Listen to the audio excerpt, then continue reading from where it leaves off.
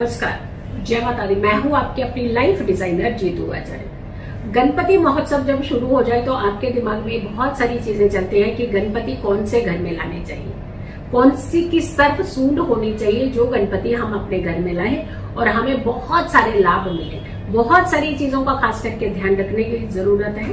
कितने दिन गणपति बिठाने चाहिए, कौन सी तरफ सूंड होनी चाहिए, क्या चीजें करनी चाहिए, क्या नहीं करनी चाहिए। देखिए, आस्था से जुड़ी हुई है आपकी सारी भक्ति। अगर मन के अंदर भाव नहीं है तो भक्ति बेकार हो जाती है। तो ऐसे में मन के अंदर भाव भी होना चाहिए और सही चीजों का इस्तेमाल भी करना चाहिए। सबसे पहले हम गणेश जी की वो प्रतिमा की बात करते हैं कि गणेश जी की जो प्रतिमा है वो कौन सी तरफ सूंड होनी चाहिए जो हम अपने घरों में ला सकते हैं। कहते हैं राइट साइड अगर के सूंड होती है तो उसे सिद्धि विनायक कहा जाता है। जो एक मूर्ति है वो भगवान जी की मूर्ति वो है महाराष्ट्र में, मुंबई में सिद्धि विनायक मंदिर से इन्हें जाना भी जाता है। तो सिद्ध मूर्ति ये कहते हैं और इसके बहुत सारे नियम होते हैं, बहुत सारे तरीके होते हैं। तो ध्यान रखिएगा, जब भी आप मूर्ति खरीदे तो ये ध्यान रखने की ज्यादा जरूरत है कि उनकी सूंड, उनकी ट्रंक जो है वो किस तरफ है।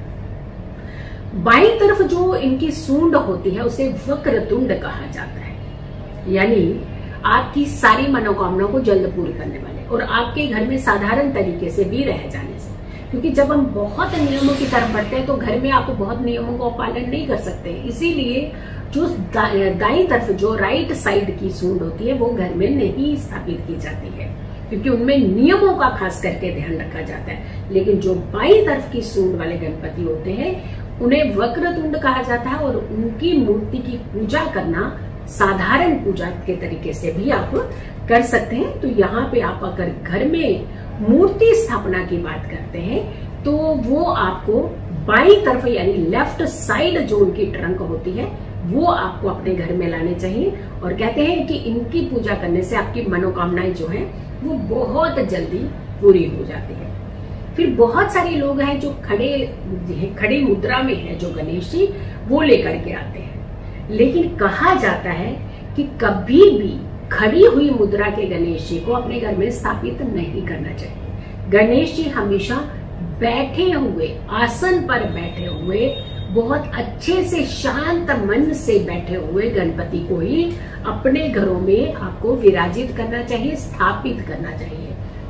तो अगर दूसरा फैक्टर है कि गणेश जी की मूर्ति आप ला रहे हैं तो बैठे हुए गणेश जी लाइएगा, ना कि खड़ी मुद्रा में।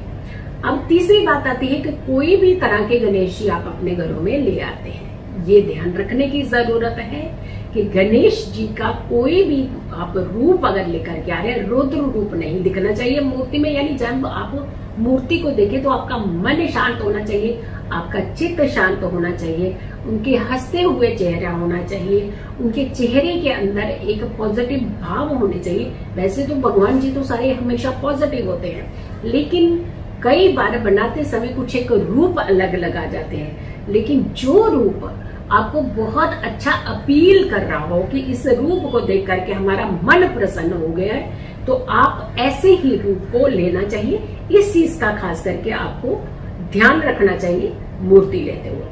अब मूर्ति जब आप अपने घरों में लाते हैं तो कुछ लोग वैसे ही पैकेट में डाल करके या ऐसे भी ले आते हैं, न्यूज़पेपर में कवर करके ले आते हैं। तो हम आपको ये जरूर कहेंगे, किसी भी जिस भाव से आप अपने घरों के अंदर गणपति को एंटर करेंगे वो भाव आपके साथ जुड़े रहेंगे।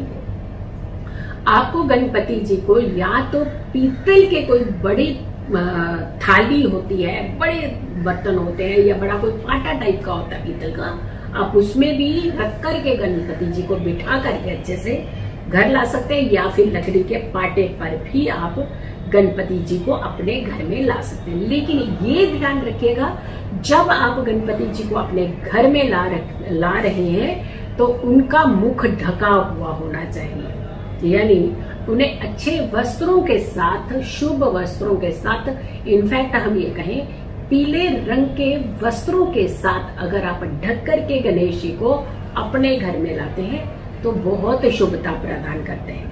और जब गणेश जी को आप अपने घर लाएं तो उनका मुख आपके घर के अंदर की तरफ होना चाहिए।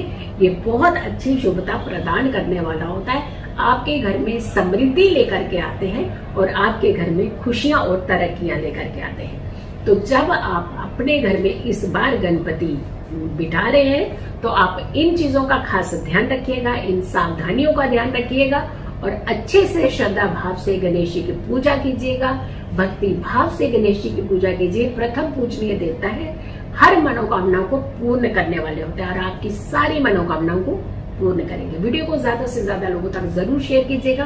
अगर चैनल सब्सक्राइब नहीं किया तो जरूर कीजिए, वीडियो शेयर कीजिए और मेरी आने वाली हर वीडियो को जरूर देखें। खुश रहें, स्वस्थ रहें, पॉजिटिव रहें।